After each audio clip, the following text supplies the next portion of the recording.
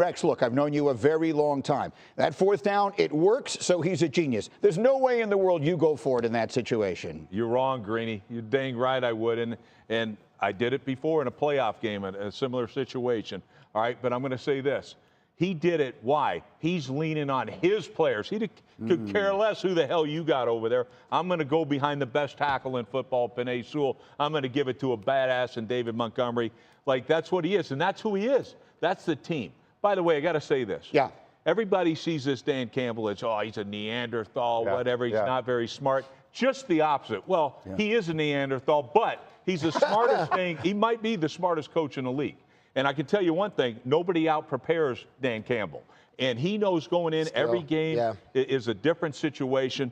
But this is I don't know if I've seen a coach that has come into the league.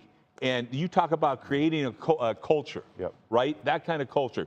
But a culture is not just your football team in your building. This guy, when you look at what he's done in the football team, his fan base, and his community, nobody has captured it better than Dan Campbell. Well, let me just read you a text that I got on Friday morning after that game about Dan Campbell. Somebody just texted me and said, Dan Campbell's pulse on his team and his understanding of situational football is second to no other coach in the NFL. I completely agree. Give me Dan Campbell on the field with me. I'll take it. Don't put Dan Campbell on my sideline. I don't know. I don't know the emotional control of this coach. I mean, every single time. Does it have to be every single time? The 4th and 1, when you're on the 31-yard line going out. That was obvious to me. I mean, this can't happen. I mean, this guy wants to go for it even now, and they get stopped right here and basically give Green Bay a touchdown because all they got to go is like 29 yards, and they score a touchdown here, and it's a different game. So you wouldn't have been in this situation maybe if you punt it and you let your defense play against a quarterback that has the tendency to throw to the other team also. This is every single time? Why does it have to be every single time? No, let me say something here, because Dan Campbell came into this league talking about being kicked down and biting on ankles and chewing on kneecaps. Well, there's no more, and let me tell you, Detroit Lion fans, there's no more ankles and kneecaps to bite. You're on top.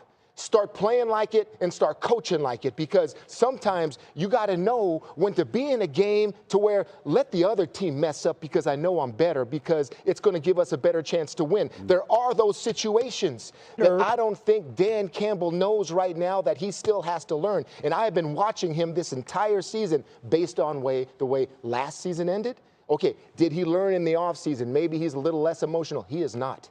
He's the same player. And this could come back to bite him. I just think it's so funny because I can't disagree more than that right there, Brew. And I certainly understand your opinion and things like that. That's great. I just think it's wrong, and I'm going to say why. They have 18 players out on that defense. So who are you going to lean on? Your offense, who's the best in the league, or a defense that, when healthy, is one of the best in the league? They're not healthy. They had 18 players out. Every game is different. And, by the way, if they make one catch in that championship game, they win that game. Okay, because everybody points out to that one. Make one catch. The kid dropped 2 balls. By the way, he's no longer a Lion. All right, and so to me, they got somebody else named Tim Patrick, who, by the way, was on the bricks. Just another guy, that fits in their culture. They bring in guys. They understand the culture of their building more than anybody.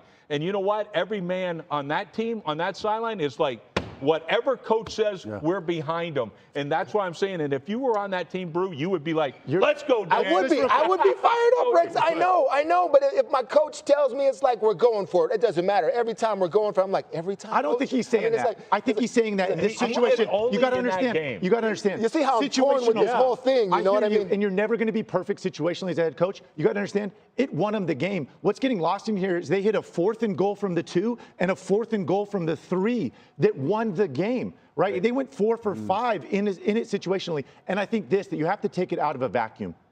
This offense isn't just good. This is a historic offense. This offense is unbelievable. And I totally agree. In this situation, against a division opponent with all the injuries on defense, these were the right decisions, right? This won them the football game. And I don't think this is just some stubborn, hard-headed thing. It will change week to week. I don't think this is just we're going to go for it every single time. I go up and down and watching this guy, and I'm like, it's like I'm on an emotional roller coaster watching him too. It's like, yeah, this is the one, do it. And this is the other one, no, don't do it here. But I know, I understand the whole one way. We're one way, and this is the way we need to do it.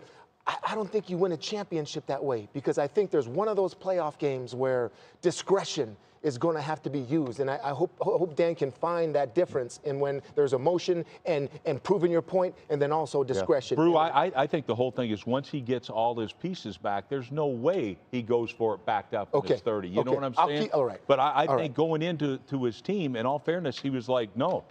Guys, the best shot we got is to go for it on 4th down. And I know for a fact he told his team that. So, I mean, and the great thing is, but they're all in, like that whole building. And they know it's a week-to-week thing. And all of a sudden, you start getting some pieces back on that defense, who, by the way, Aaron Glenn, the job that Aaron Glenn has been amazing as well. Yeah, they've been the story of the year in the NFL. By the way, if you want to win yourself a bar bet sometime today, just walk into a sports bar and ask, who's the Lions punter? I guarantee you, even in Detroit, no one there is going to know. All right, here we go. Speaking of who can you name, let's take a look at the picture, gentlemen. It is that time. Name that quarterback. Here we go. Black and white. That little clue in the uniform. Anybody? Can't see the picture. It's Too far away. We'll find out next. Isn't it? Is that Mahomes? Welcome to John Crowder's show. Thanks for tuning in. I'm back again with another sports show, joining you live from a spot here in the Battery, Atlanta, Georgia. If you ever get time, come check us out. Want to make sure you understand that if you want to see some of the most up-to-date clips, shows, Stephen A. Smith, First Take, Pat McAfee, go ahead and tune in. Every day we're dropping clips and even live shows. So take the time to go ahead, like, subscribe, and even share this content. We're going to be pushing out a lot of content to you free. And also we're going to be giving away live tickets to sporting events. And we'll be live on set at the NCAA Championship, the Final Four. And also we'll be live at the Super Bowl this year. So if you want to win free tickets, make sure you like and subscribe and stay tuned. Put the alert bell on. We're going to keep you up to date with NFL, MLB, soccer, baseball, hockey, all sports, and even giving you free picks on parlays that we hit very often.